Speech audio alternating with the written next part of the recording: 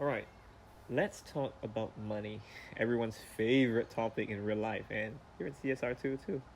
Well, the thing is that here in CSR2, money can be quite hard to come by if you don't know what you're doing, but I'm here to help out with that because in this game, when it comes to buying cars for parts, you don't really buy cars to use them. You buy cars, upgrade them, and put fusion parts and stripping other cars that you don't want to have around anymore, and you need the parts, you need money. And in this game, understandably, I can see how some people might think, oh, it's hard to get money. And I'm here to alleviate that problem because there are a few good methods to make money, which I'm going to go over today. And I do apologize for the lack of uploads as I am preparing for um, admission to an art school and I've been practicing for an audition lately, so hope you understand. And pardon me if there's any noise as there's some construction works going on around my house. And without any further ado, let's get to it. Now, when it comes to this game, you go to the map and there are lots of events. Now, if you want the first method, which is the slow but safe way, do every single one of these events that you can do.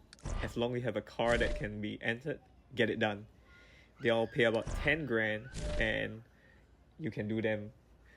How do I know? They refresh every single day. The ones like this one, the trials and the legend trials, yeah, these refresh every single day. The ones in the middle, either every day to every few days, they will change. You should get these done because these can be done back to back to back. You can do one race and you're on to the next and you're on to the next until the event's over. And if you're done with that, the next thing you can do are regulation races. Regulation races are about the same, however, they are not back to back. Once you finish one, you have to go back to the garage, come back to the map, and start up another one. This method can be a bit time consuming and can eat up a lot of gas. However, this is the safest method, and if you really want money without any risk, this is the way to go. Now, there is a second way, and it's in live racing. And the thing about live racing is that if someone challenges you, you can raise a bet of usually it's 5 grand. Yeah, depending on the amount of cash the opponent has, it can be from $100 to 200 grand. And this is by far the most profitable way to make money in this game because when it comes to racing, you only need to win one race. You get the prize, about 8 to 10 grand, and you can get upwards of 5 grand. As you can see, this guy right here, he accepted a 5k bet. Now, think about it, if I won, I'm winning not just the race prize, but the bet as well. And this is why big bets are often very, very profitable in this game. And admittedly, that's how I got most of my money, by raising such crazy bets. And I should note, such winnings didn't come overnight because the higher the bet goes, the more likely people are to refuse them because there are a lot of people in this game that don't want to risk anything. I've seen people refuse as bets as low as $1,000, which pretty much is nothing in this game. I'm not trying to downplay them for being like poor, but that's just how it is when it comes to bets. Just because you're okay with raising a bet doesn't mean the other party is okay, and vice versa. You may raise someone and they want a bet, but you're not comfortable with it. That's just the nature of this. So it's very inconsistent, but assuming you do get into a lobby where people are open to bets, it can be quite profitable. And the best I've got was about 6 or 7 million in one night, which I would say is pretty impressive. But then again, I was sitting there on my phone, letting it run. As I just waited for people to challenge me, I raise a bet and see if they accept. If they accept, great. If they don't, I'll just move on to the next person. Alright, we've got another bet here, and this brings me to another thing. Your car choice, because it's one thing to bet and get someone to shoot, get someone to set. Another thing comes to car, because it's not about just taking any random ass car into live racing and just hoping for the best. A car with low EP and high EVO can not just excel when it comes to winning live races, but if you can win those live races and you can raise a bet in there, you're winning the bet too. And this is a very, very crucial thing you should keep in mind because As I mentioned in a previous video, not every car is going to excel in live racing. You need to understand what your car is capable of, what your enemy's cars are capable of, and work from there. Like in this case, I know that this Supra doesn't have very good lobbying because I'm not too sure why. Even my own personal one doesn't have very good lobbying. So typically when I see them, I'm going to myself, okay, this is an easier for me. I have been surprised. I'm not here to say something disingenuous that, oh, I've never lost a Supra. I have. But those are typically the very well-tuned ones at 5 purple stars. And the last thing I would like to mention is that be careful of dyno beaters. Now, these are cars that can run way, way, way faster than whatever the lobby is. Like for example, I just ran 10.6 in the lobby, which the opponents typically run about 10.8. Supposedly a dyno beater was in there. It can run well under that, even close to 9 seconds. And this is the problem because if you're new to CSR2, you can be easily tricked because you might not know what cars can beat dynos. There are hundreds in this game, literally hundreds. And for just a brief overview of what cars can possibly beat that dyno, there's a few. First of all, the Porsche 911 Turbo S, the one that says 992 in the brackets. This is one and the most well-known, I would say. And this one, admittedly, it got me a few times when I was a new player, but I've stopped challenging them since, unless I really just want to go for fun. So this one, watch out for it. And the next one, the SSC Tuatera Concepts. Another one that can dominate the dyno, and it's arguably, I would say, the biggest dyno beat in the game. But this is a pretty obvious car. I mean, it looks pretty intimidating, so just don't challenge this thing. A few more that come off the top of my head are the Ginetta Acula. This is another one. And recently I just found out about the Mustang Cobra Jet and the Copo Camaro. These are, I would say, the more common ones that you might run into when it comes to live racing because, oh yeah, and the Venom F5 that I have on the screen right here.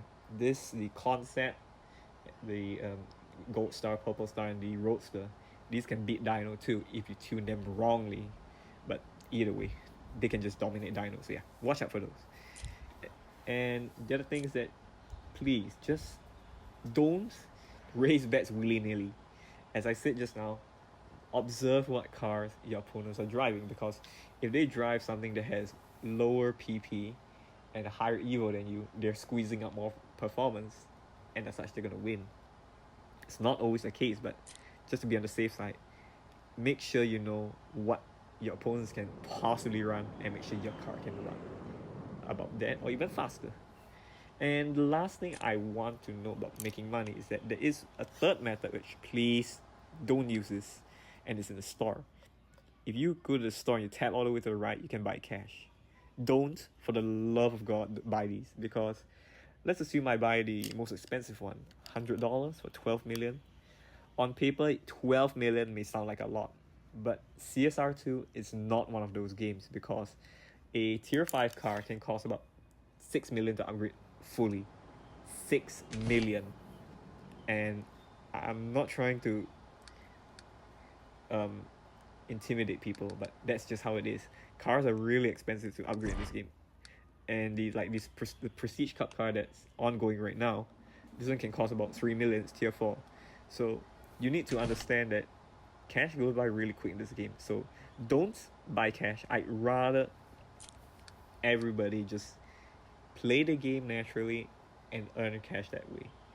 And speaking of this game, I also want to bring up something. Selling cars. You should never ever sell a car in this game, because this car, tier 5, I've got all the stage 6 parts, all the fusion parts. If I sell it, 98,000. That's a joke. I don't know why the sell values are just ridiculously low, but it's just a thing you should just avoid. Don't ever sell cars in this game. And to a similar extent, it comes with stage 6 parts and fusion parts. Don't sell these either.